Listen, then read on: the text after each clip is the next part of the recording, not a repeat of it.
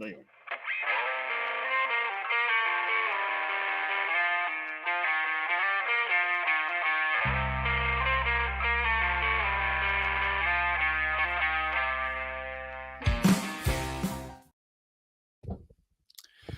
Gentlemen, how are we? Doing just fine. Happy Halloween. Happy Halloween. We are delayed this evening as it is All Hallows Eve. And judging by the text messages and my delayed entrance due to IBS, outside of that queer Bobby in the corner who can't figure out his lights, seems like we've all been having a decent Halloween trick or treat. Yep. Mainly I'm talking about Ray, who can't put a text message together without having some type of typo or fucking word spelled incorrectly. And by word, I mean as opposed to on. Just all letters are fucked up. So I'll have to go back and look at that. Feeling right? Feel great. Had some pizza. I had some za. I had several beers. I feel great.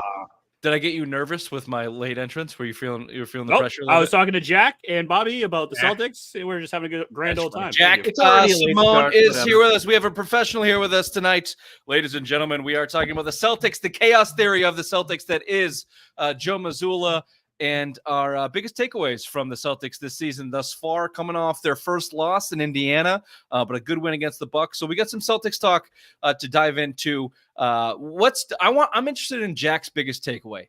Is it Peyton Pritchard, Sixth Man of the Year, his big explosion against the Milwaukee Bucks? Is it Tatum? I feel like he got shook against the Bucks. There's a very small sample size here. Where's Grant Williams? Where's Grant Williams? That's what I want to know. 2021 called, and they're asking for your shitty takes again, right? Jack is the biggest Grant Williams fan we know. Remember? That's true. That's why we like Jack. He's as dumb as us. Speaking of dumb, why don't we start with some opening takes? Ray, you were under suspension for stealing opening takes, so you go first. Thank you there, Richard. If we can't win, I don't want my rivals to either. So when the Yankees lost to the Dodgers 4-1 in a gentleman's sweep, it brought joy to my life. I mean, if we can't have that series, they can't either. So I like to feast on other people's glory. So at work today, when I saw all those Yankee fans, I had to just give them the little sweeping motion because it just brings joy to my life. And I don't have much joy in my life. Good. I'm happy for you, Ray. I set up way too late watching that game and the replay of the recorded version of the Celtics, and it was nice. It was a nice balance between watching the Celtics lose in overtime and the Yankees lose in Yankee Stadium. I'm with you. As little baseball as I watched this year, that was nice to see. Fuck the Yankees forever and always. Bobby, your opening take. Here's one for your morning scroll. The Joe Mazzulla downfall has begun. He went unhinged on radio, okay? There's Zolak and Bertrand. They're fawning over every word that comes out of his mouth. He wants to bring in ideas from the worst sport in America, and everyone's like, yeah, great idea, Joe. Let's do that. Now he's feeling so comfortable, he's starting to let out the crazy. It's happening. You heard it here first. I've been saying it forever. This is wrong. Bullshit. I immediately reject this. My opening fucking take is Joe Mazzulla's chaos theory is designed. Here's a new blog coming out today as this is released. Tomorrow, if you're watching live, Joe Mazzulla, the Celtics chaos theory. Joe Mazzulla is the Chuck Norris of NBA coaching ranks, okay? He knows exactly what the fuck he's doing. That man is battling inner demons every second of his waking hour, and he let a little bit slip intentionally over these last couple of. You know why? Because he's got a championship team that's got 6 months before games fucking matter, and he's got to keep them all clued in. So he's taking the onus off them. He's taking some of the headlines for himself, taking it on the chest, taking it on the chin, just like Irene on Tuesdays. Joe Mazzulla knows exactly what the fuck he's doing. He is the Chuck Norris of goddamn NBA coaching ranks right now, and the Celtics, you're going to thank him for that in April, Bobby. You and the Celtics are going to thank him for that. Celtics Chaos Theories featuring Psycho Joe is going to put this team over the top. You heard it here first, you fucking hater, Bobby. Goddamn fucking hater. We're going to be doing some Celtics talk. I had you on my side. You flip-flopped. Oh, hello. Hey, Finley. Happy Halloween. Yeah. Happy Halloween. Happy Halloween. Happy Halloween. What were you for Halloween? She was Elsa. Duh. She was Elsa. Hi, Elsa. You're frozen. The cold doesn't bother me. Finley, go have some ginger ale. Good night. It's in the fridge. Go ahead. Fucking damn As my daughter gets ginger ale that she's not allowed to have because Uncle Ray is an asshole, we're going to be talking on the show run today. We've got Jack Simone of Celtics blog, USA Today, among several other things.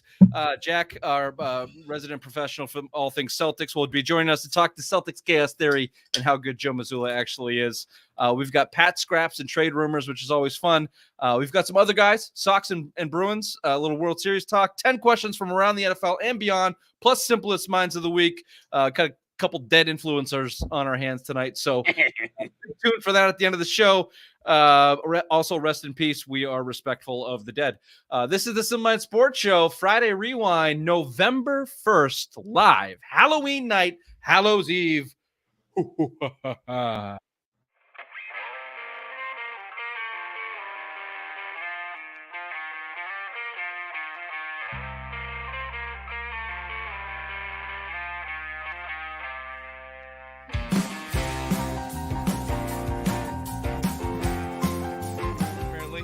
The Celtics are dumb front-running pussies. This is the same team they have been for 4 years running.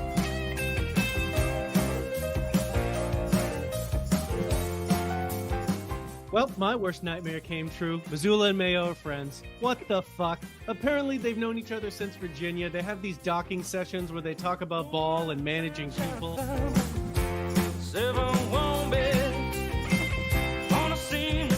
Vacation. I'm gonna quay all these. I'm gonna fucking watch them this week. Do you say quay? Is it not quay? It's Q. It's Q. It's Q-U-E. You idiot.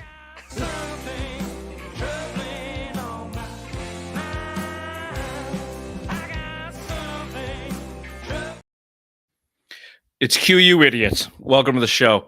Jack, we welcome you. Jack Simone, how are you?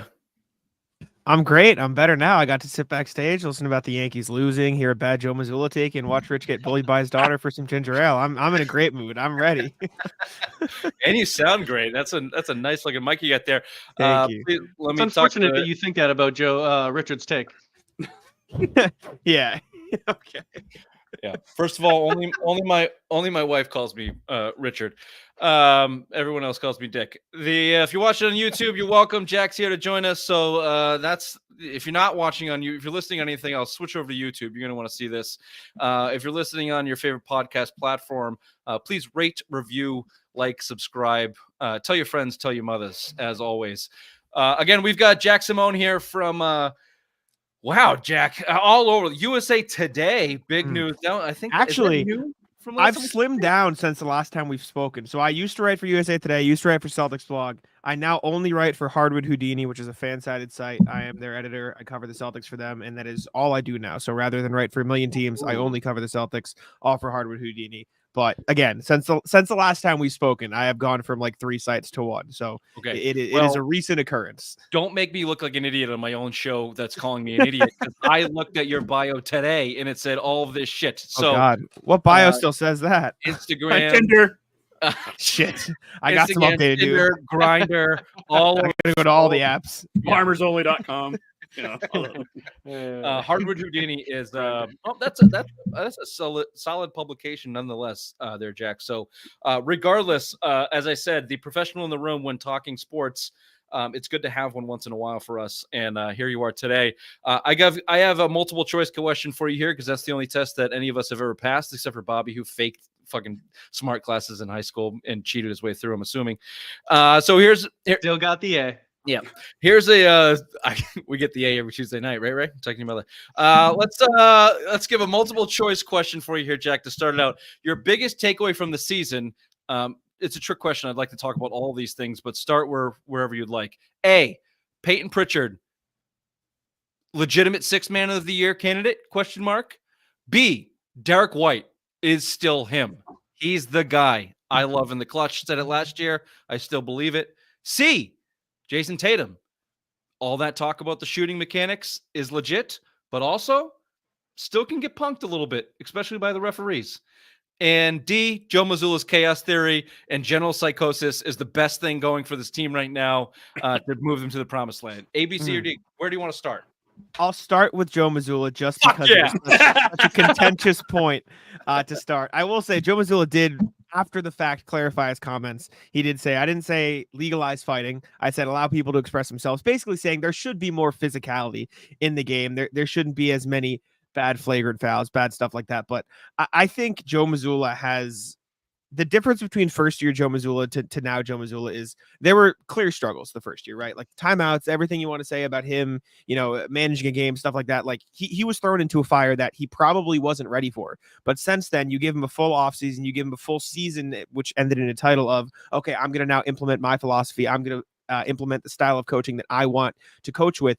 And you see the results. Like for as much as the Celtics had a amazing basketball team, I'm not going to sit here and say they didn't have the best roster of basketball. They did. They had one of the best rosters in a long time. But you've seen so many teams in recent NBA history fail because you get a bunch of stars, but the talent doesn't match, right? Look at the Nets. Look at the Suns. Look at a million teams. Look at the Clippers, right? And you have these amazing players, but it didn't come together because something was off with the chemistry. Joe Mazzulla was a part of helping that chemistry, and his ability to, as psychotic as it sounds, and it just is, his ability to relate like other things to the world of basketball, I think is very useful in helping the Celtics be as great as they are. And I think the most important thing that doesn't get talked about enough is you've heard time and time again. I talked to Xavier Tillman for an article that hopefully will come out in the next week or so, but he said it. Al Horford said it in the past. Everyone says it. Like Joe Mazzulla does a great job of saying, okay, this is a job. I want you to focus on your job, but don't take it home. You see so many players be so frustrated with the way they play, with everything going on, and they take it into their personal life, and it ends up creating like a mental, meltdown. But Joe Mazzulla has done a good job of saying, okay, you're a person and you're a basketball player. Don't mix the two. And I think that business-like approach has helped the Celtics be as great as they are. Can I sum up what Jack said and what Bobby said in one sentence? Please. When you win a championship, you're everything Jack just said. When you lose, you're a douchebag. Winning masked all of it. All right. And they continue to win. They continue to be excellent. But in honesty, I really think there's some truth to a lot of what Jack was saying. And Bobby agrees with a lot of it too. He's just not going to come off his hill because he's going to die in that because he hates Joe Mazzulla. And we may get there for different reasons, which we can talk about. But in today's NBA, in the Gen Z millennial guys that they have on that team, and with a team as stacked as the Celtics are, with a championship ring under their belt, you do need a little something different in that DNA, in that room, to get you through 82 games to repeat. We haven't seen a repeat champion since the Durant Warriors. Durant Warriors. 16, 17 or 15, 16, whatever it was, 7 or 8 years ago.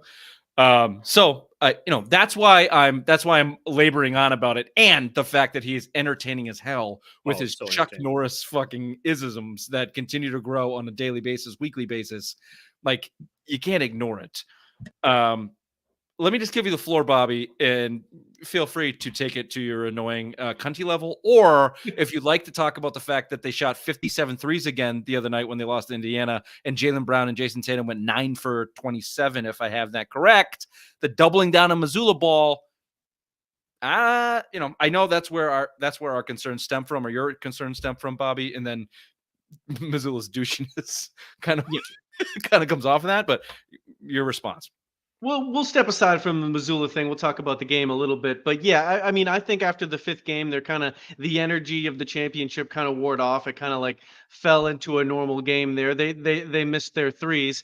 I mean, even if you look at it as almost as poorly as the Celtics played, it still took a career high from Pascal Siakam to make his career threes. And then there was another player on the Pacers that had a career game, and the Celtics still almost won that game based off of everything that they had going. This team they're still really good. As unappealing to the eye as Mazzulla ball is to watch, they play it really, really, really well. And when they make their threes, they're borderline unbeatable. Hard to disagree with that. Let's move on, unless you have anything to add to that, Jack. You want to go Tatum, Derek White, or Peyton Pritchard? I think Tatum's probably the next best place just to save the solely positive things for the end, because Tatum obviously came out red hot against the New York Knicks. His 3-point shot has looked better, but I think the reason he struggled so much against excuse me, the Bucks and then the Pacers is because they did a good job of taking away the threes that helped get him in rhythm. Against the Knicks, against the Wizards in particular, and a little bit against the Pistons until the second half of the game, they played a lot of drop coverage. So Karl Anthony Towns, who looked terrible, was just in drop coverage, not coming up to the level. They did the same thing with Alex Sarr, wasn't coming up to the level, and he had this sort of space to come off a screen from Cornette or Horford and step in and take a pull-up three that way. The Pacers just immediately blitzed him. They played a lot of small ball. The Bucks brought Brook Lopez up to the three-point line, which is something they haven't done a lot. And so once he got sort of stopped from getting those rhythm threes to start the games, which he had through the first few, he sort of spiraled into, I'm just going to chuck up a couple bad ones, and it is what it is. Like they won the Bucks game, and then the Pacers game they fought in, but you'd like to see him cut down on those. I mean, 18 against the Pacers is bad. There's no like positive way to put it around that. He took too many threes. I think the three is definitely better. The shot definitely looks a lot better, but he needs to find a way to get in a rhythm when teams start to take away the way that he was, getting them in the first few. Bobby called it against the Knicks. Thibodeau should be arrested for the defense that it was bad did in game one. That was a negligent performance as the head coach. From that standpoint, outside the Wizards, who are just ridiculously a mess, specifically Bucks and Pacers played the entire game with their defenders a foot outside of the 3-point line. And look, to Bobby's point, 24-point comeback against the Pacers. A late third quarter onslaught against the Bucks turned it into a non-contest. They are extremely good. They can adjust when teams do that. Tatum specific, though, I've been calling for Tatum to develop a back to the basket game from the post for years. Yep. Kobe did it. That's what you always say, because he idolized Kobe. You got to do what Kobe does. Kobe did it. Mike did it. Braun did it. KD did it. All of them. Tatum is 26, 27 years old. You should not be starting your offensive possessions 37 feet from the basket. And he's got decent handle, but he's not Kyrie Irving. I hate to say that. I hate Kyrie Irving. But like, how good would Tatum be if he just developed a one-step drop step? Like we see him on the fadeaways a little bit. Even that seems labored. Like just a little post game, and as good of a passer as he is, and the double teams that he like, just go inside the fucking arc for me a little bit, and they would open up. So if you want to blame that on Mazzulla or Tatum, I don't know where you want to go with that, but defenses are going to adjust, and maybe they're too good right now that it won't matter. But a couple of years from now, when those tax implications start to come in and your team's not as good, Tatum's going to have to adjust. So start now. That's what I'd say. I think he does let smaller defenders get away a little bit too much. Like, I forget who it was exactly, but I remember the other day he was like, I don't remember who it was. He had like a guard on him, and he just took this turnaround midi or something, or he stepped back and took a mid-range shot. And I was like, he's 6'10". He's however many pounds heavier than the guard that was on him. Like, you could just take it to the basket and either draw a foul because you're bigger or just make a layup. I don't know why he doesn't work inside as much. I think the Celtics like their driving kick game. So working out from the 3-point line and focusing on these screens and drives and stuff like that is just how they generate their offense for the most part. And so I think you'll see more of a post game from the Celtics once KP comes back, because that is sort of his bread and butter at this point. But it is a little bit weird to me, and has been weird to me, that Tatum doesn't try to get inside more from the post. That's fine. Let's blame it on Mazzulla, Bobby. It's Mazzulla's fault. It's a 100%. It has nothing. That aspect of basketball has nothing to do with it. It isn't a Mazzulla thing. It's modern basketball. That's legislated out of the modern offense. They don't do that. It's all about drive, dash, shoot threes, analytics. Nerds ruin the game. It's Golden State. Golden State ruined the game. Golden State, every kid nowadays wants to just shoot 3-pointers like Steph Curry. You see it during basketball. When I coach my kids, that's all they want to do is shoot threes. Remember when we were trying to do those trick shots, doing layups and shit? Because like you'd see that dunks and stuff. You try to do the like under the leg and then go up for a layup. Yeah. Now all these kids want to just jack threes from half court. Just to make that shit look good. Steph Curry ruined basketball. Oh, fucking! Can we step off the old man? Goddamn! No, goddamn it! I will not step off that hill. No. Just like tell the nerds can understand what Jason Tatum could do from the post. Just too much numbers. Do that. No.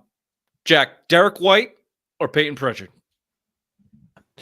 We can go Derek White first, because I think coming into this season, he had such a good last year that everyone was like, all right, this is kind of the player Derek White is now. But as much as he is old for I don't want to call it like a late, growth spurt in terms of development, like Derek White pre-Celtics is such a different player from since he's gotten to Boston.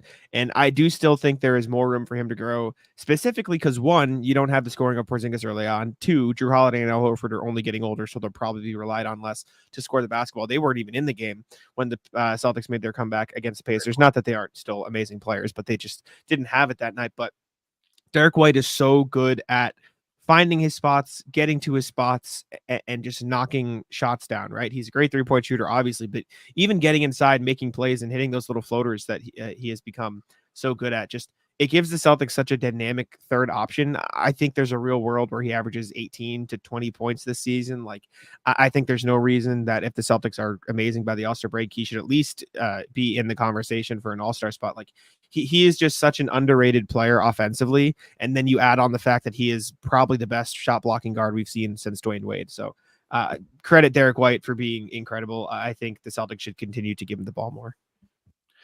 Well, that, and we asked the question mid-season, early last year, who do you trust most with the ball in their hands? And this was still when, Celtics hadn't won, and they did not go on their playoff run where they only lost 3 games.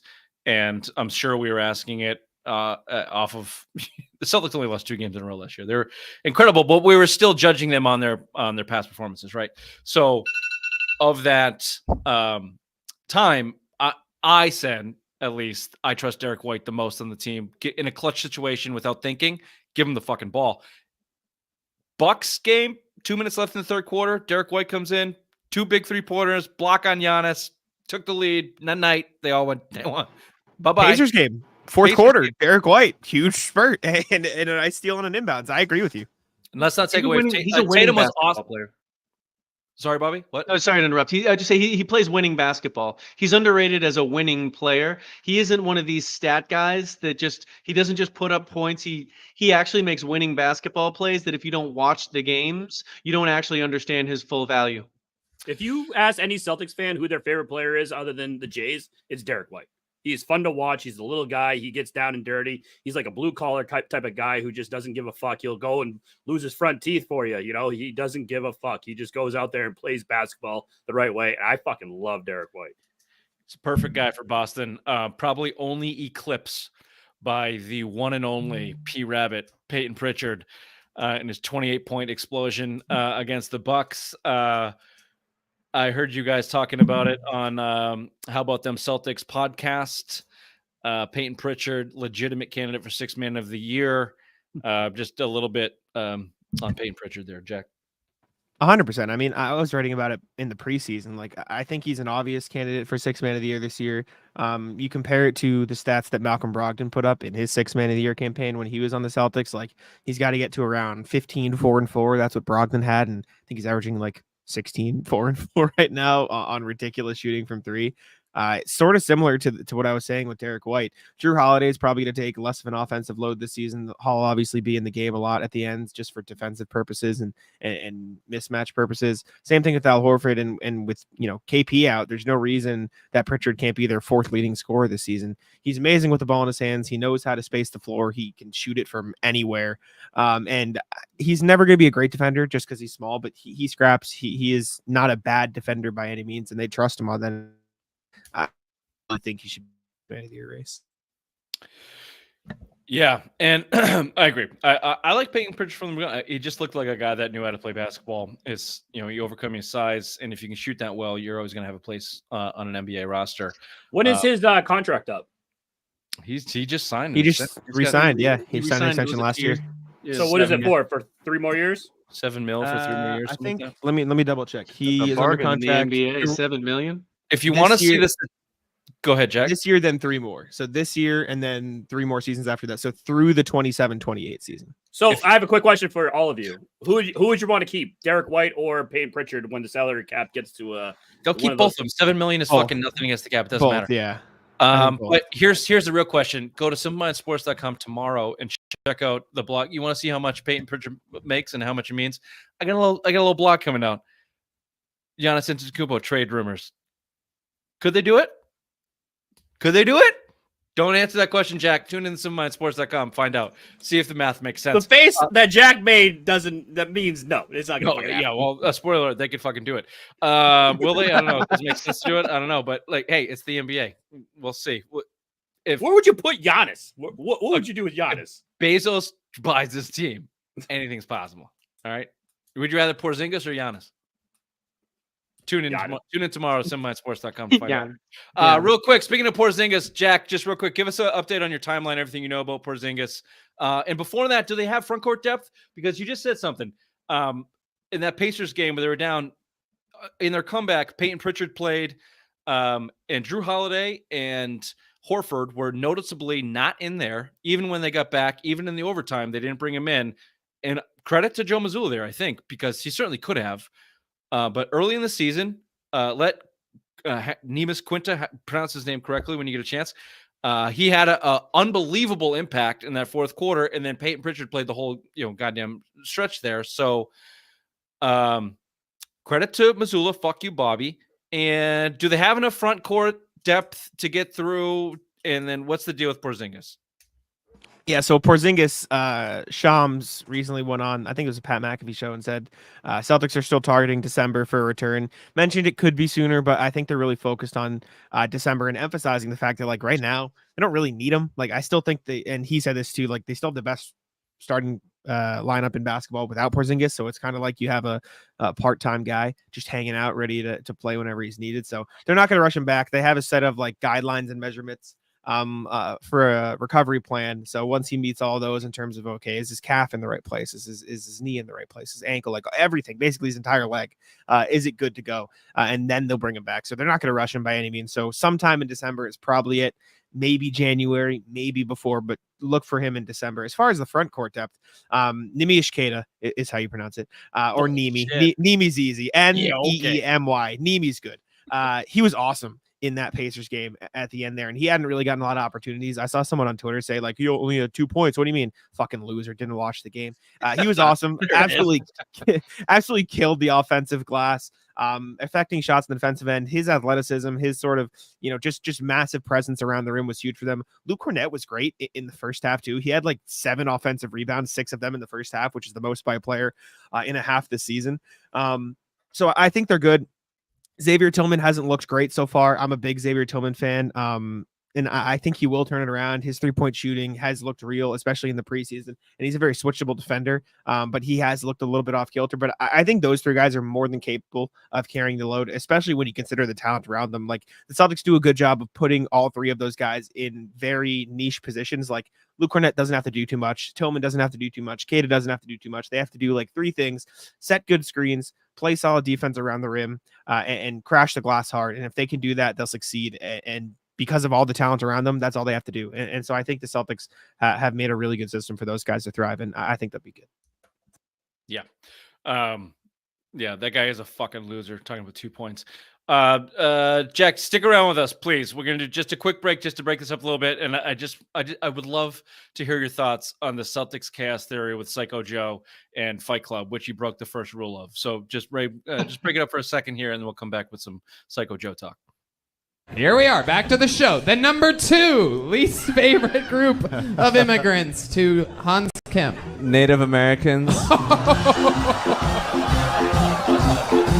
Whoa! Whoa! He set us up all nice guys. Sri Lankan, not going to be that big of a deal. Small island. Now you go straight to the native people of our very own land. Bold. Why? Bold. What is it about the Native Americans that you don't like? They're poor and dirty. Beautiful breakup, Raymond. Thank you. Look, we have the clips. Everyone's heard it by now, I'm assuming, and everyone's probably talked about it, wrote about it. And as you've pointed out, Jack, Mazzulla has walked back his comments on the fighting He didn't want to, but he did. But not enough people are making enough about the comment the day before, after the Bucks game, in which Tony Brothers made a mockery of NBA refereeing yet again in that game, the Celtics and the Bucks. Mainly this came out of the delay of game technical foul that was called in the Celtics after Tony Brothers' crew missed a clear they called a 24-second violation on the Celtics. It clearly hit the rim, just kind of a ridiculous thing. What was a pattern of ridiculous calls or missed calls throughout the game, both on the Celtics, for the Celtics, on the Bucks, against the Bucks. It was just a kind of a poorly officiated game. In the post game, he was asked about it, and Joe Mazzulla said, I'm sorry we didn't pull the clip unless you found it, Ray.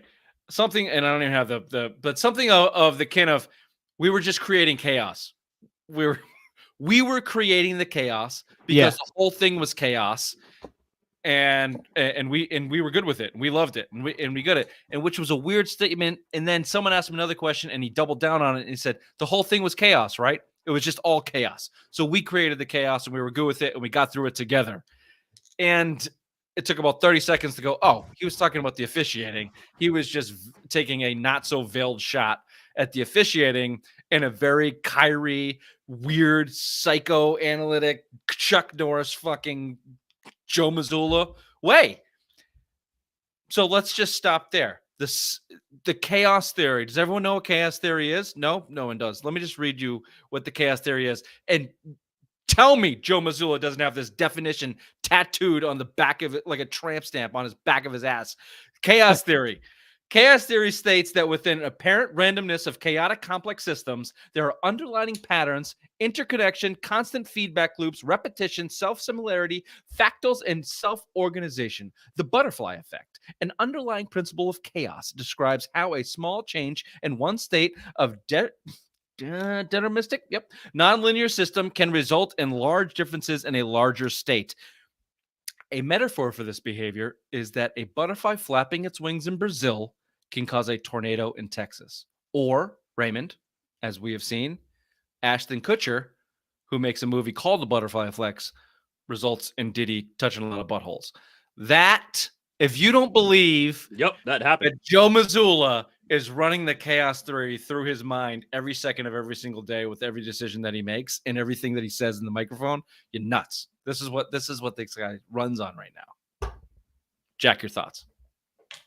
Yeah, he's insane. No, he's absolutely crazy. I mean, you listen to everything the guy has said for like, just look at last year. Like, I will say everything he does has a purpose.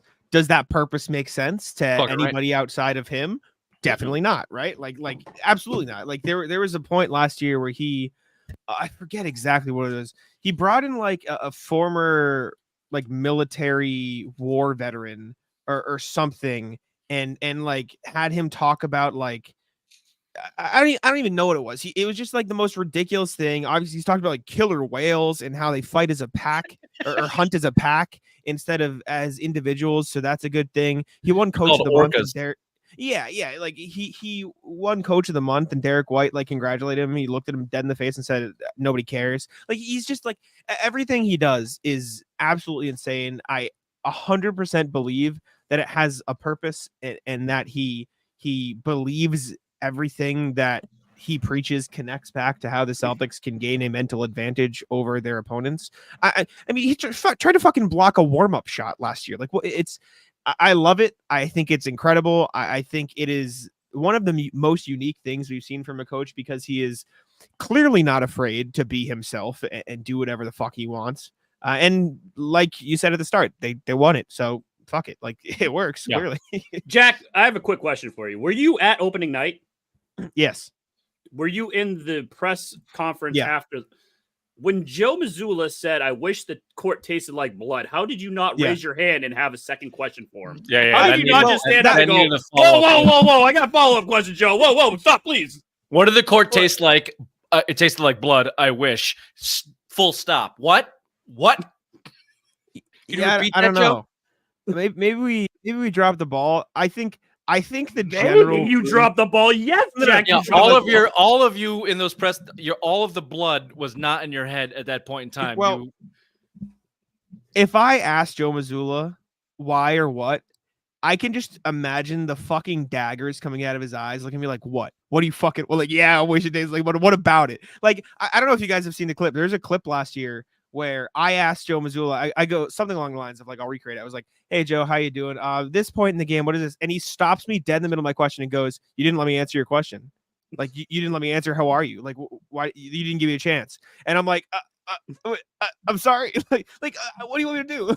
He just fucking mind fucked you, Jack. Yeah, no, it was ridiculous. We need a press pass. Jack, can you get us in that room? I would love. We can rattle this guy's cage. We can loosen him up for you just a little bit. I think. We know how to fight cunty with cunty. I'll tell you that. Yeah. We can match that. Yeah. We're older than him, so that helps.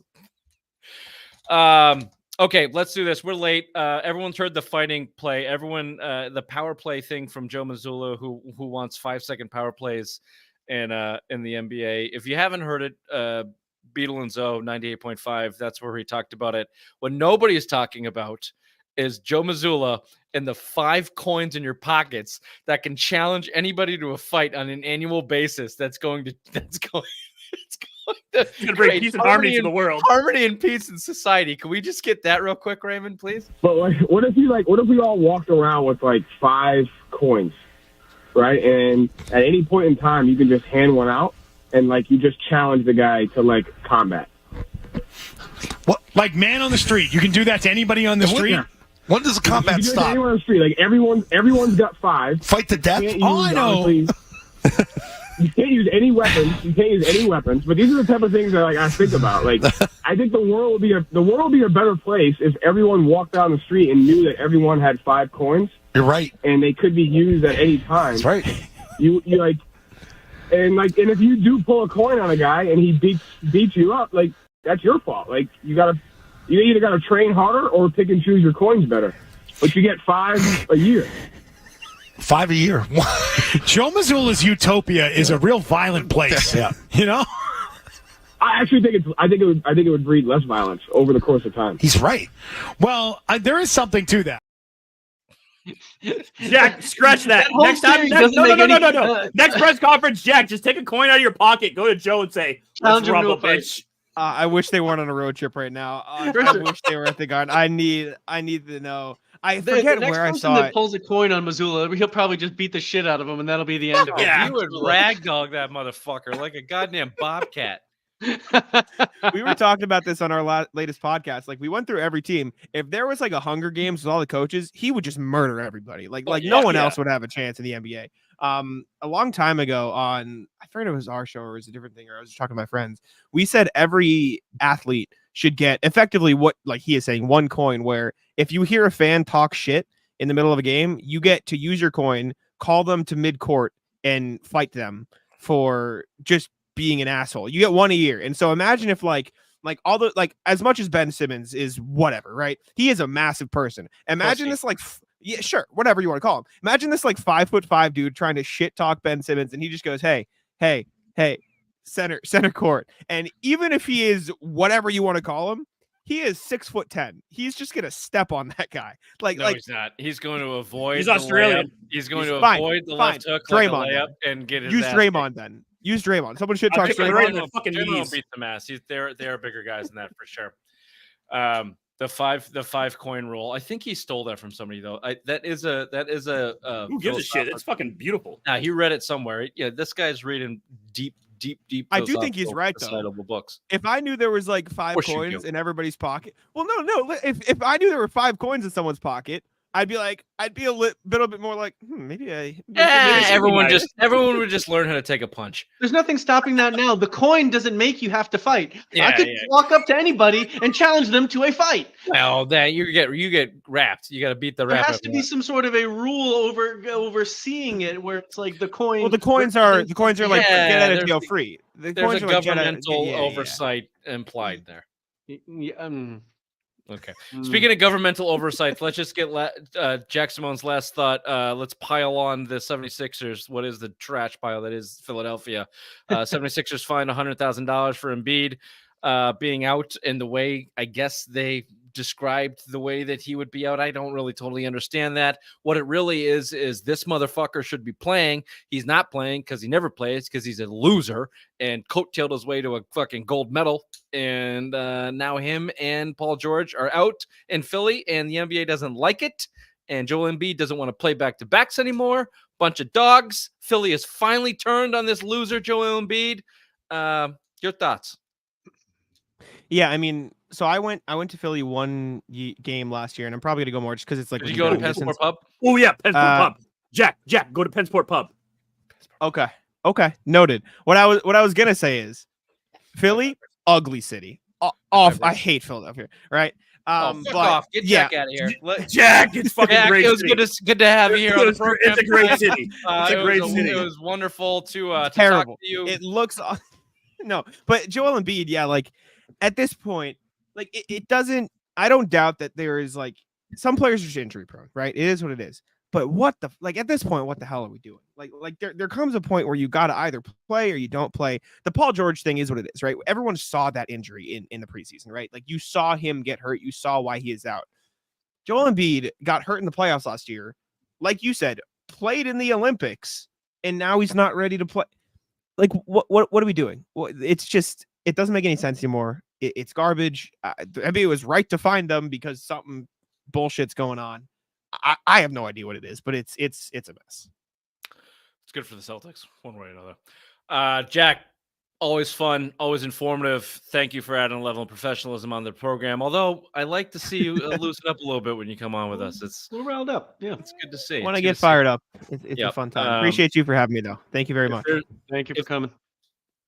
Yeah, you're muted, right? If there's an opening there in the Bobby, does Bobby get you riled up with all his shitty Joe Mazzulla talk? I was sitting here laughing. Like I will say though, I do respect the dying on the hill. I respect it. You have a take, no matter what happens. Exactly. You got to back it. I respect that. Yep. Mazzulla and Mayo have docking sessions, and he hates them both. Jack, we'll see you next time, buddy. Thanks. Thank you, Jack. Hell yeah. Thank you. Bye, Jack. Let's over to headlines with the obvious one.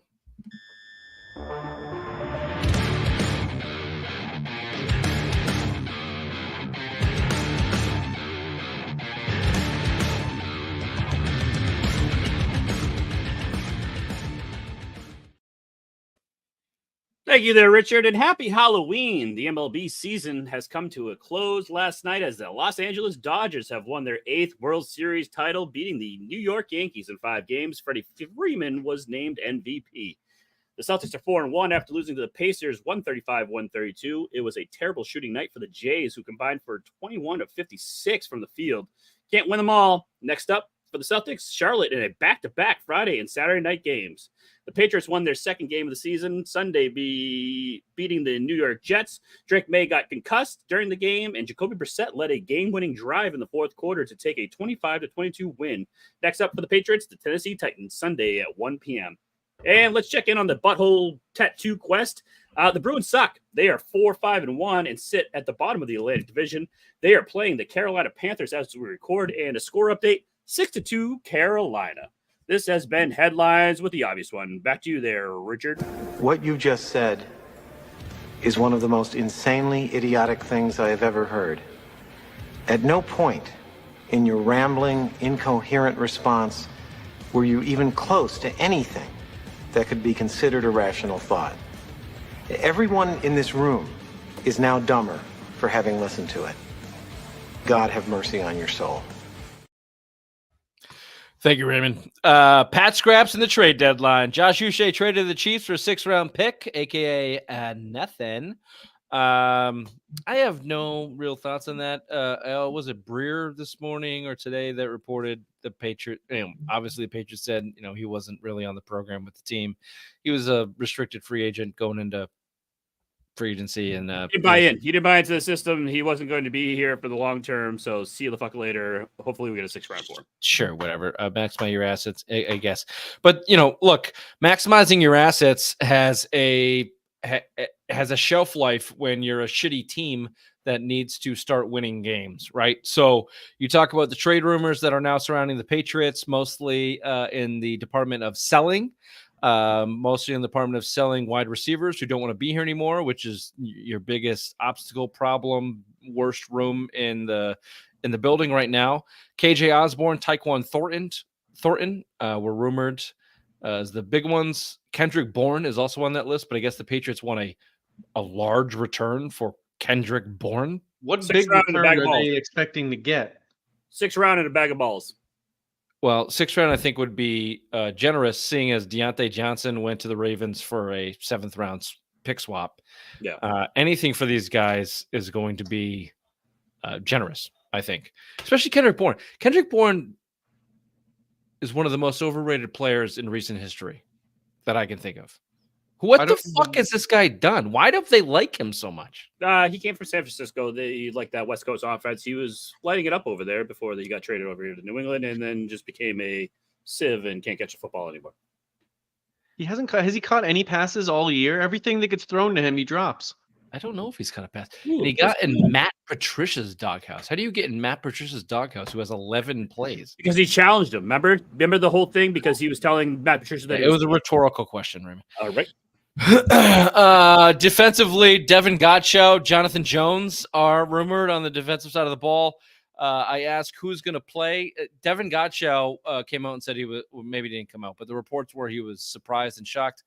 Devin Godchaux is what he is. All right. Like Belichick called him one of the best defensive linemen in the NFL. He is not that, but he is one of the best defensive players on your team. He is one of the few guys, not just this year, but in 2-3 years as the underachievement began with Bill Belichick, Devin Godchaux has come out publicly constantly in support of this team, saying we're better than you think we are. We can do better than this. He's been a leader on the squad, and you put him in trade rumors? Come on. What the fuck?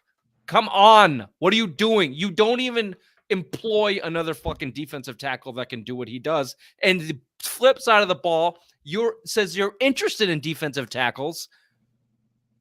This team doesn't get it. Elliott Wolf doesn't get it. The Wolf Pack don't get it. If they were a real Wolf Pack, they'd be dead in winter, starving, under the snow. They'd be eaten by fucking alpacas. Is it because Devin Godchaux maybe doesn't believe in the system and is not the right fit for the system? No, it's because he makes money and is a little bit older than what they think the timeline is. Fucking timelines. We're all about timelines now. If you're not, you're 22, you're not in our fucking timeline. Jesus Christ. Again, the transparency of stupidity is taking over in Foxborough of timelines. Fuck off. He's a good player for you. He's a piece that people can develop around. And if he makes a little bit more money, you're 27th in cash spending. You're 12th in salary cap. You have $35 million to spend under the cap. Don't talk about trading Devin Godchaux. That's the level of desperation we've got in New England, Bobby. Is I am speaking on behalf of Devin Godchaux. Fuck. Vehemently. I never would have. Usually when you talk about him, you trash him for being garbage. And so the fact that you are now clutching your pearls in defense of him is alarming into the current state of affairs. I want to see what he does when Christian Barmore comes back, though. I want to see how that all works out. Okay, well, talk to me next fucking September, Ray. Hopefully. Godspeed. Jonathan Jones, same thing. Who's going to play outside cornerback? And they are interested in getting another outside cornerback. Yeah, I saw that too. I was like, Jesus what the fuck are they doing? Like, are you building something, or like what are you? We're not playing. What's the plan? That's the thing. Like, what is Robert Kraft saying to Elliott Wolf? What's your plan? Like, if you're going to trade Jonathan Jones for what? Why are we going to do that and then try to get a cornerback who's probably going to cost us even more money? It's not fucking Madden, Elliott Wolf. It's not Madden. These are people. These are individuals. Yeah. You can't just swap out cornerbacks because one's a little younger and the money makes sense on paper and the fucking nerds love the fact that their fucking digits don't line up. Fuck off. Like Jonathan Jones, again, 2-time Super Bowl champion. How many Super Bowl champions are you going to keep on this team? How many? Is it Andrews, Jones? Is that it? How many other Super Bowl rings do you have on this team at this point? That's it. Fucking Christ.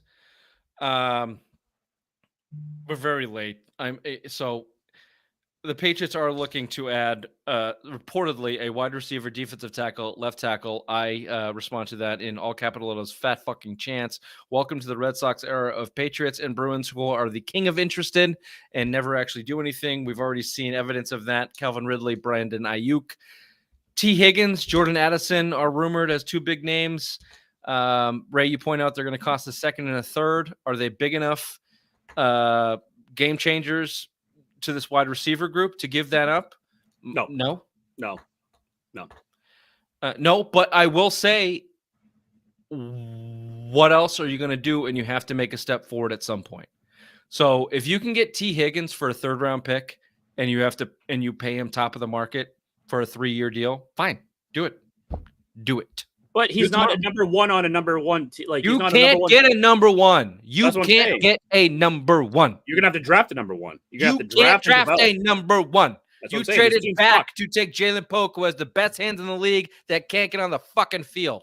And they faked the concussion for him, so you can fucking take him at the sign it. You can't trade for it. So if T. Higgins is going to cost a 3rd round pick and $35 million a year to be as good as a number 2 wide receiver, you have to do it. You have to start making steps forward. Otherwise, you're the Browns. Yep. You are not playing on an equal playing field. You are not playing on a level playing field where you are going to get players for their value. You have to overpay for their value. You would have to hope that T. Higgins comes here and helps the younger kids like Pop Douglas, Jalen Polk. That you're sorry to interrupt, but we're late. And I'm going to get to your point that you are willing to spend, that you are willing to invest, that you are willing to move forward, that you are willing to take a 3-win team to a 5-win team to an 8-win team to a 10-win team. Those are the steps you need to take, and you have to overpay to do that when you don't have Tom Brady and Bill Belichick. Welcome to the NFL. Don't be the Browns. You're welcome. Thank you. Fucking Patriots. Let's move ahead. Let's look forward at the chance of the first winning streak in what we should have looked this up. When was the last time the Patriots won 2 games in a row? Probably last year. 2019. Thank you. So here we go. My first question, Ray, you brought a couple of these things. You said Greg Bedard, best coaching job of Gerard Mayo all season. I don't give a shit about that. What I am interested in is Drake May going to play. Yes. I don't think he's going to play. Yes. No? I do. No. So reports on Drake May have been of the concussion protocol. Today is Thursday. Stage 3. He was a full participant in practice and football activities, which would indicate that he has passed all concussion protocol steps. Well, you can still be in there's 5 stages, and stage 4 lets you participate, but you still can't play games. It's another stage. That's not true. There are 5 stages. They're 24 hours. It's symptoms, cardio, which Ray hasn't done in 20 years. It's then limited football activities, and then it is full football activities and something else. So bottom line, the 4th stage, you just said full activities and had 4 fingers. Yeah, but I was faking what I was saying. You can look it up. Today he passed all of the fucking stages. He's gonna play. The bottom line is he's playing, and if he does play, fucking hats off to him. Drake May is gonna play. Bobby, you gave us some keys to the game, so why don't you just take these next 20 seconds to give us the keys to the game, and then Ray would like a score prediction, which I also don't give a shit about, but we'll do it. Bobby? Keys to the game. The nerds will tell you that the Titans defense is good. It is not. The only reason they have those stats is because the trash bag team is literally behind at all times because they have the worst offense in football with it turns the ball over. They are the 2nd worst in turnover margin. They will turn the ball over. Don't do anything crazy on defense. Keep it in front of you. The Titans will turn the ball over and just play clean football, and the Patriots can win the game. Raymond, I'll give you this. You do not think it was Gerard Mayo's best coaching performance. Couple seconds on that, and your score prediction for the Titans game. No, you play the Jets. I think that, you just basically got the win because you played a terrible football team. Aaron Rodgers isn't Aaron Rodgers anymore. He is on his last leg. He's like old Yeller. You're going to take him behind the shed and put a bullet to his head. Yeah, I think the Titans are another layup team. They're just dysfunctional. They're on their second quarterback. Mason Rudolph is their backup. He's playing. Calvin Ridley keeps coming on the injury report, coming off it, coming back on it. Tony Pollard probably won't play. So, yeah, I think this could be a 2-winning streak game that we are going into Nashville, and then we're going to Chicago where anything can happen. So, yeah, this is the soft end of the schedule right now that you should be piling on those wins. Hopefully we can get to 4 or 5, but yeah, beat the Titans. Let's go. It was Gerard Mayo's maybe second best coached game. You can say the Bengals was his best coached game, but I'd give that more to actually Alex Van Pelt and the way that the offense handled the game and his familiarity with the Bengals as a Browns coach, and less on Gerard Mayo. Gerard Mayo impacted that Jets game after calling his team soft. His team responded. They dumbed the game down on both sides of the ball. That's a head coach decision. You got to give him credit for it. He had his backup quarterback come in and take 2 drives and win the game. You have to give credit when things happen. You can't just work on the parameters of what you think is happening. That's what happened. So credit where credit is due. This game, I think they're going to lose. Mason Rudolph is better than Will Levis, even if he is the backup. They've played better. If Calvin Ridley and Tony Pollard don't play, then fine. I'll give the Patriots the win on that one, 21-15 or 12 or whatever fucking stupid ass score this game is going to be. If Drake May plays, it's a better chance. It's a toss-up. The Patriots blow. Ray, you called it a layup game. There's no layup game for the Patriots. They are the layup. They are the layup for others. All right? So it's a 50-50. It could go either way. No team scoring above 24. 19-18 Titans is my guess. Quick break, and we have to just quickly – we're late. We're always late. We have to quickly touch on the other guys after this quick break. Here we are, back to the show. The number 2 least favorite group of immigrants to Hans Kemp. Native Americans. Whoa!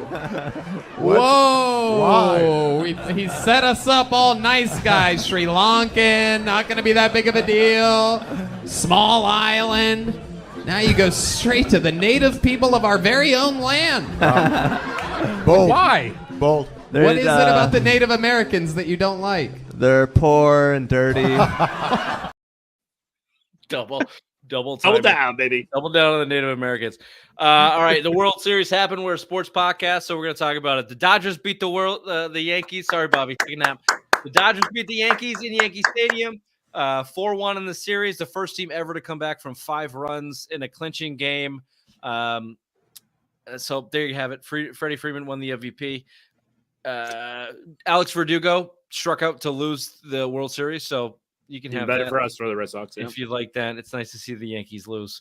The best thing that came out of this was the story about the Yankees fans who tried to take Mookie Betts. Thank you for taking Bobby. Go pump some iron or something. The Yankees fans, the Bambinos, whatever you want to call them. Douchebags. Yeah, douchebags is a good one. That grabbed Mookie Betts' glove, yanked it. Again, we're late on these because they happened earlier in the week, and here we are on Thursday night. So you've probably heard this story before. If you haven't, here's the clip of the Yankee fan trying to extract the ball out of Mookie Betts' glove with a little extra commentary from whoever posted this. One of the more ridiculous fan interferences you will ever see. Glaber flies out down the line. Mookie's chasing it, jumps up, grabs it, and then the fans, wait, what's going on? Oh, fucking, that's out. Oh, fuck off me.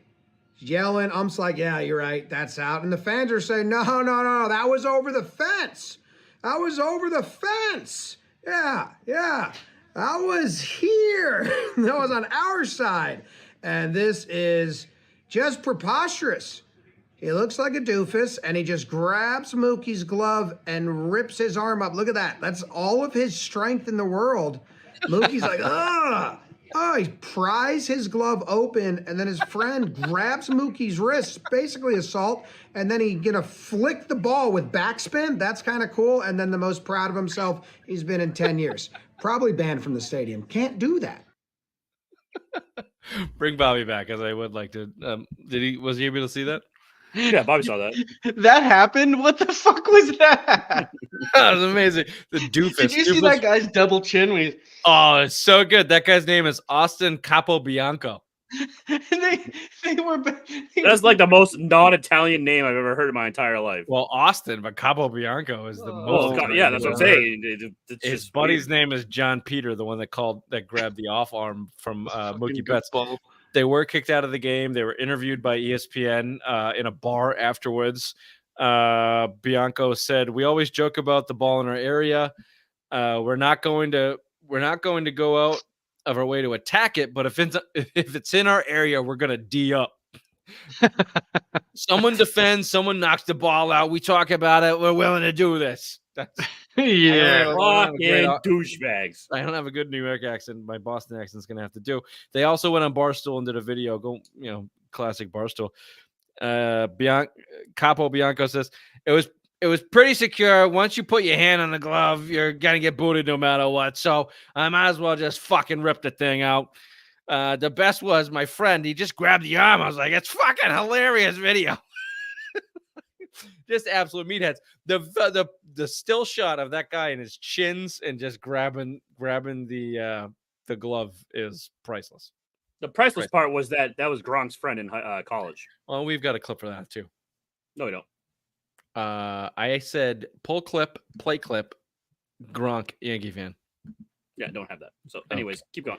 Well, Ray's always on top of things. Gronk went on the I forget what program, and they played the clip for him, and almost like he forgot or like forgot to tell the producers, almost like Ray as a producer forgot to pull the clip that I asked him to pull. Gronk was like, "Hey, by the way, I fucking know that guy."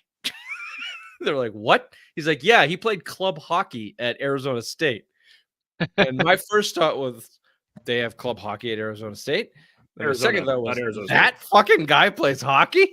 And then the third thought was, of course, Gronk knows that guy that just destroyed Mookie Betts' arm in the in Yankee Stadium. So there you go. That was the most entertaining out of the World Series. I did want to touch on this very quickly. I'll say it in a word. The Red Sox are the cheapest team in baseball. Go to thescore.com.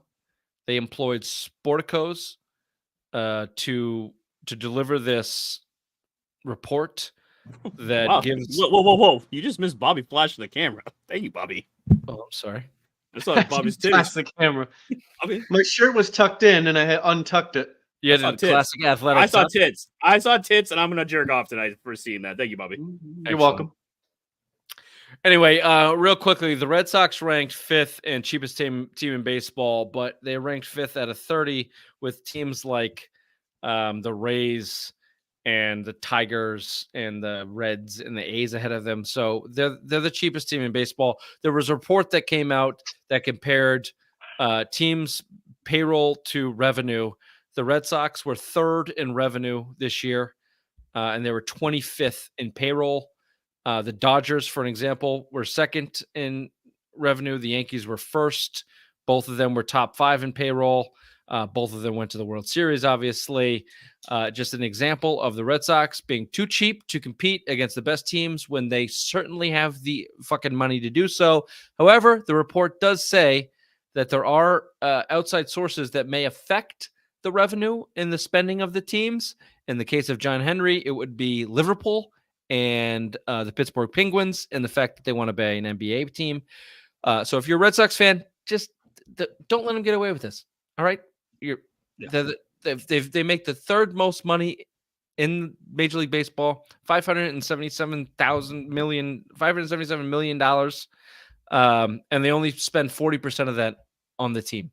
So, and the Yankees and the Dodgers and the Mets were 102%. Of the revenue. They're losing money on the team, and they're losing on the field. Be better. Demand better than that if you're a Red Sox fan. Don't go to Fenway. Don't buy the hot dogs. Don't spend the money. Demand better.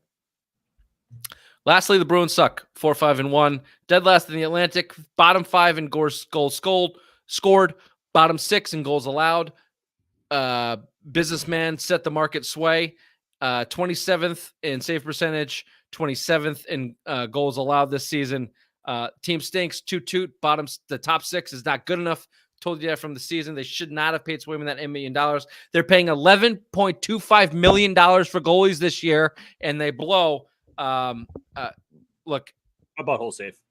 Your butthole's safe. It's the curse of Raymond's asshole. He just fucked the Bruins. The curse of Raymond's asshole fucked the Bruins, and it's time to move on from the ideology of Cam Neely and Don Sweeney and the Bruin and the goalie whole damn thing. You got to get guys that can score the puck. Your top 6 is pathetic. So here you are, 4-5-1. All right, we'll be right back with 10 questions from around the NFL and beyond.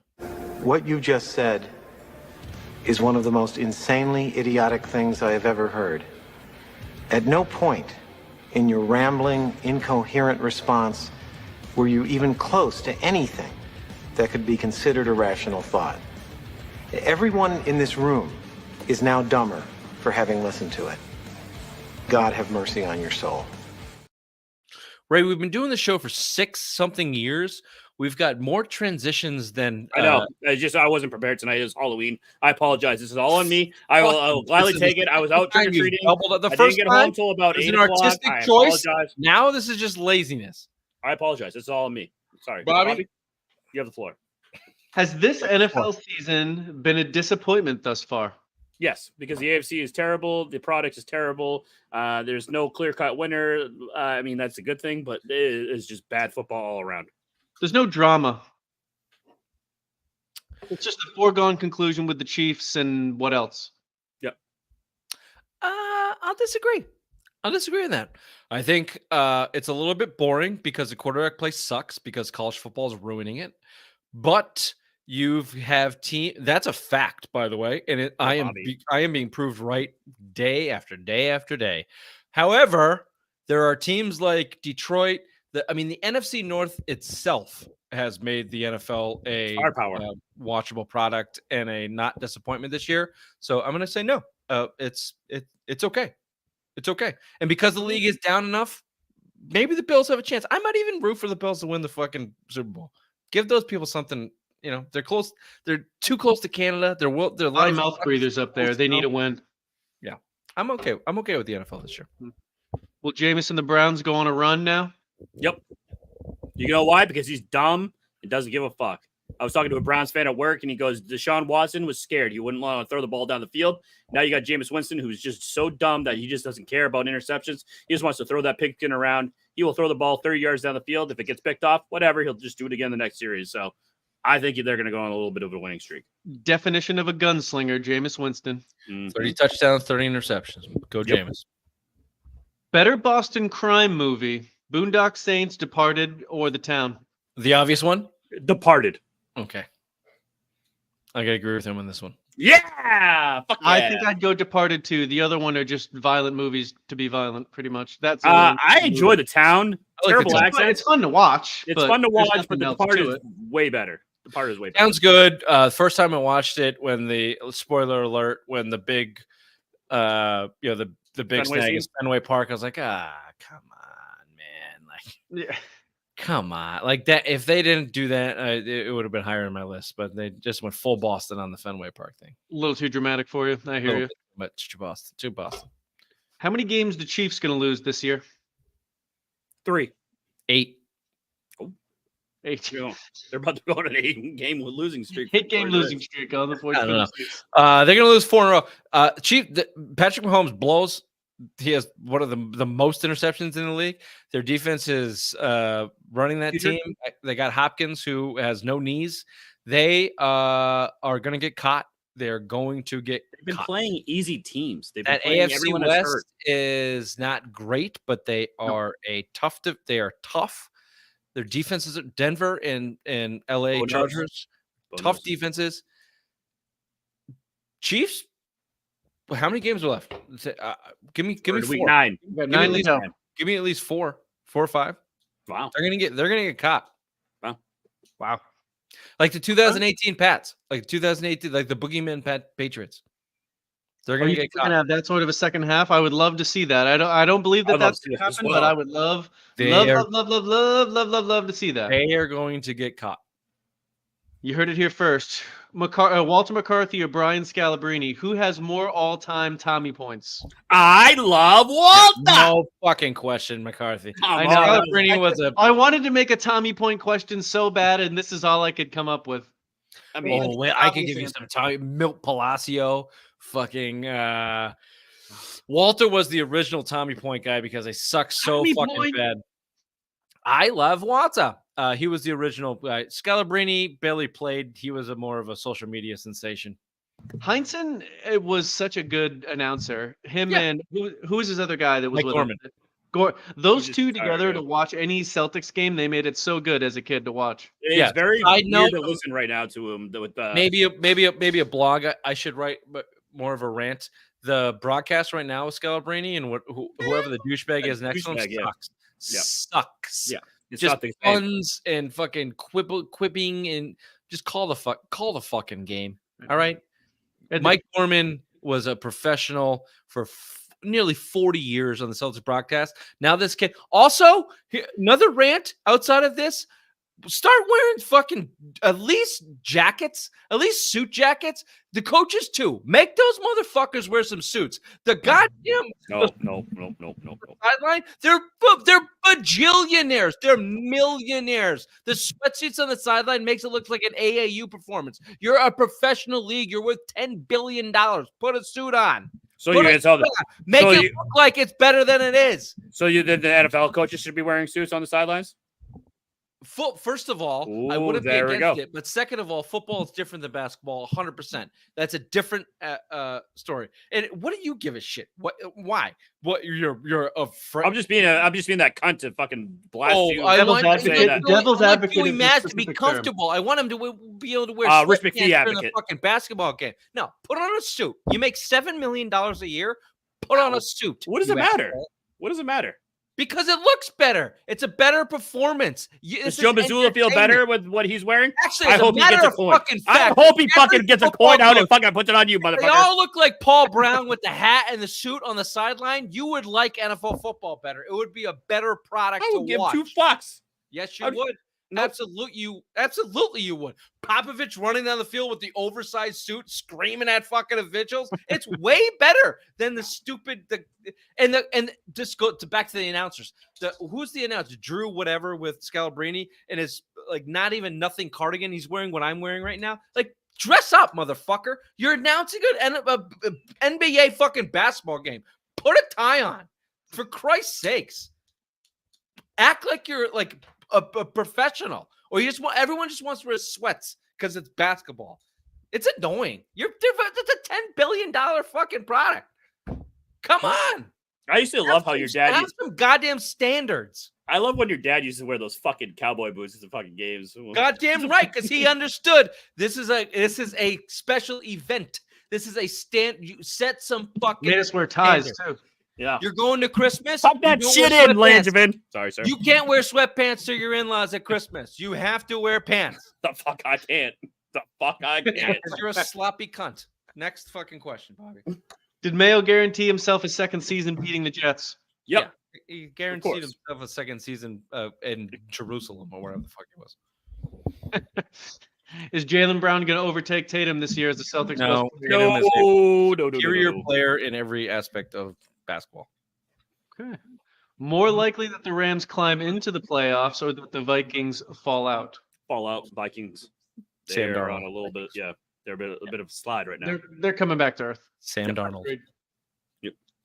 Who's more important, plumbers or electricians? Plumbers. Electricians. Plumbers, because you know why? The Black Plague was cured by the plumbers. Because people used to take their feces and throw it out the window, ring around the rosy, pocket full of posies, ashes, they all fall down. That's because plumbers saved the day. You know, the Black Plague, the bog plague is because saved by plumbers. I can piss and shit outside. I could source my own water. I can't make electricity happen. You're an idiot. You're no Thomas Edison. And Black Plague was carried by squirrels and rats. No. They used to throw their feces out the window. They threw their feces out the window for tens of thousands of years. Black Plague was carried by rodents. Next question. Was the Bears quarterback taunting on the Hail Mary attempt the worst play in NFL history? Yep. No, it was Jacoby Myers throwing the ball to Mac Jones, who got demolished by Chandler Jones. I was gonna say, give me the butt fumble. Oh, butt fumble's very good too. Butt fumble's good too. There was more stakes to it. People forget that the Patriots had that play, which was unbelievable because there was no stakes. But that was the dumbest Thanksgiving night game. Yep. Butt fumble is you're probably right, Bobby, but the Patriots Jacoby Myers throw to Chandler. That's a good one. That's a good Funny one. story. I was there. I saw that live. Oh, that's right. Yeah, no, it was your fucking fault. I called you tackle Patricia, or else that wouldn't have happened. Yep. Okay. We don't have enough time for our bonus segment because Jack Simone he talks too much. So go to SimpleMindSports.com for Bobby's up and down rundown with Bobby Banks, where he talks about 3 up in the NFL and 3 down in the NFL. That's going to be a can't miss segment next week. You're going to have to read it this week because we only have time for Simplest Minds of the Week right after this. Oh, back to school to prove to Dad that I'm not a fool. I will say, I don't know if you can tell by looking at me, I do have family members with Down syndrome. It almost got me. I dodged it, but it nicked me. Bit of a day walker myself. Are you stupid or something? I'm as stupid as stupid does. Simplest Minds of the Week. We got one candidate this week. 2 Brazilian influencers drowned in a boating accident off the coast of Sao Paulo. I don't mean to laugh. It is just a ridiculous story. There was a son involved who lost a mother, so it's not actually funny. Right. It is just a little bit ridiculous. There are aspects of the story that are funny. Ray, do you have the photo of the influencer who is an attractive young people? And there's another one there. The story goes on as Chief Police Officer Marcos Alexandre Alfino cited a testimony by the boat's captain and said the 2 women declined to wear life jackets because, quote, they were taking selfies. They said that the life jackets would get in the way of their tanning. The outlet added that the brother of the woman who passed claimed that she didn't know how to swim. Reports also detailed that the accident happened in a region known as the Garganta do Diabo, which translates to Devil's Throat. Ray, if you could just show the picture like your of mother. This. I was thinking more of the Devil's Grundle, but that's a different. I don't have that picture because I couldn't find it. I looked on the internet. Well, Bobby, I actually fucking sent it directly to him. No, you did. Nope. Yes, I did. Anyway, just Google the Devil's Throat in Brazil, and you will see that it is. You'll see Rich's mother. It is a it is a precarious location to be on the sea. And decide not to wear a life jacket when you can't swim because your tail lines are affected. And I guess you're on this bigger boat, and then a smaller boat picked them up to take them to shore. There are 7 people on board. A wave from the Devil's Grundle smashed the boat.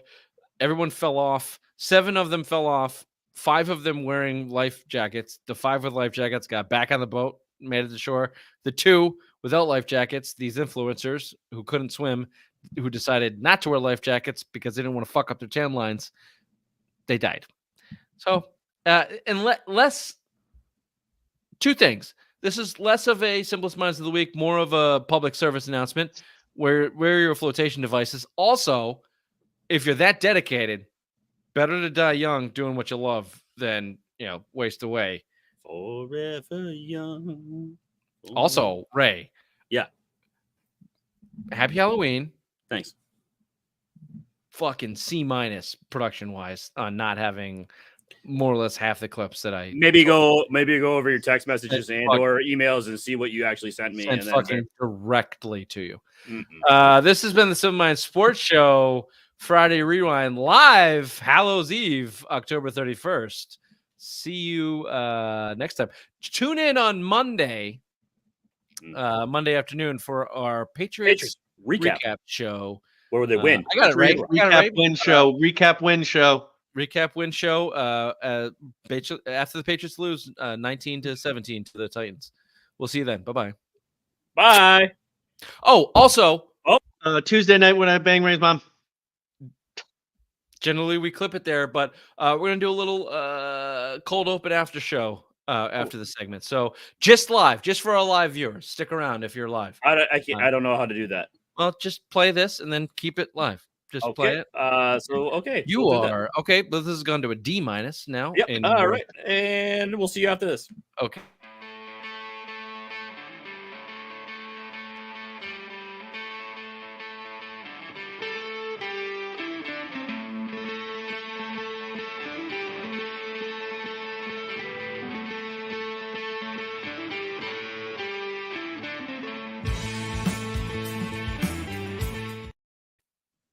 We're back.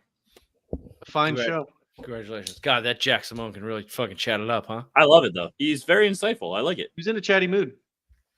He wasn't in a chatty mood. We had a lot to get to. Well, it's because Bobby fucking just starts the show by saying Joe Mazzulla is a boob, and then he's just like, I'm going to challenge that and show this guy he's wrong. Bobby, you think there's any chance of you falling off the Joe Mazzulla hate train? I can't say that I'll never dislike him. Maybe I'll stop talking about it all the time, but he just gives me more ammunition as to how fucking dumb he is because he keeps saying dumbass shit. Yeah. A lot of it is dumb. But the championship just really, I mean, the ring. So if he goes back to back, you're not going to be like, all right, I got to tip my cap. I mean, Popovich says a lot of stupid shit. It's difficult when you correctly identify that he blows right off the bat, and I was right for a while, and I still think I'm right. I just think the players are good. I don't know if it has anything to do with him. NBA coaches, there's not a lot to do with NBA coaches. Like, they're very much on the margins. Hanging my hat on. It's very much on the margins, which is why I think he has an impact. Like, he's Chuck Norrising the fucking margins right now. They're talented. The system's in place. They shoot a bunch of 3-pointers. Brad Stevens put a bunch of 3-point shooters on the court. That's what he was been looking for, and they're executing the game plan. And then from a motivational standpoint, Joe Mazzulla's biting off ears like Mike Tyson. He sure is. He is a nut job. He's no Jim Montgomery. That's. I don't know how we didn't talk about this, but the Dwayne Wade statue. I mean, we ran out of time. Look at this fucking thing, though. What is that? Oh my god, that's Dwayne Wade, baby. Look at this thing. That doesn't look anything like Dwayne Wade, but who that looks like, I'm not certain. Yeah, I can't pinpoint it. It's like on the tip of my tongue. Like I feel like George Foreman and Lawrence Taylor combined. No, it's like an actor. Oh, Lawrence Fishburne. Yes. No, that's racist. That's just because he's black. I don't. That's actually. Can you take this off, Ray? That's actually a very old school joke between my wife and I. Who my wife was not being racist at all, but she was like, "That guy looked like Lawrence Fishburne." And this was when we first started dating, like weeks we first started dating. It's like that guy looks like Lawrence Fishburne. I go, "That's racist. Like he's just black." He did kind of look like Lawrence Fishburne, but yeah. Anyway, anybody. First of all, that also doesn't look like Lawrence Fishburne at all. I don't know which one of you idiots said that. But. That was Bobby. No, it wasn't. It was you. Yeah, you guys can't see. You guys can't see anything, right? All right. I don't know what to add beyond that. That's you it. get a lot of candy there, Ray? Some eat kid. candy anymore? Some kid. No, I don't eat candy. I only like Twixes. But some kids. kids. Big thing in your neighborhoods? Yeah, fucking huge. Some kids stole all of our candy like throughout the whole block. They had like electric scooter, and they just took it and fucking ransacked everything. And a guy chased them down the street, and I'm like, I don't fucking care. Like, have at it, dude. Wow. It was just your candy, no, everybody's because we all went to like Candy Bandit. Yeah, he was a candy bandit because we all went to one person's house and we all had pizza. Like the Hamburglar. You got Hamburglar. Yeah, we got candy burglar. Fucking Hamburglar. That was a Hamburglar. That motherfucker. Digitize that. I know. Can we? Yeah, that's an off-show. That's an off-show conversation. The Hamburglar. What's the statute of limitations on that? We got to be past that. Yeah. Also, we ain't get caught. Exactly. All right. All right. Bye. Bye. Bye.